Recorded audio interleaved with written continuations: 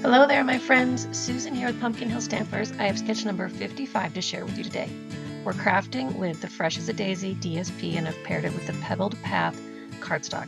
We're going to cut the panel down as shown and then I'm going to die cut 3 sections of that with my Something Fancy die. Then I'm going to use white emboss and my Versamark to stamp my greeting, do some heat embossing on the very front panel, and then we'll have all the parts and pieces ready to craft our card. Remember, all the details are on my mini tutorial. Use the link below to find it. So we start the card by folding it in half and giving it a good crease. Then I'm going to pop up my 3 DSP sections on dimensionals and we're going to add them to the front of our card. The first one I placed in the center, and then I found that I did the one to the left and then the one to the right. This helped me get everything centered on my card front.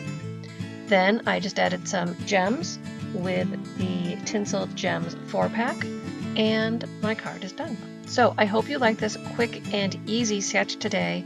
Remember, you can subscribe to the YouTube channel, leave me a thumbs up, or I love comments, and you can also subscribe to my weekly newsletter. All the links are down below. That's it for today, guys. Have a great day.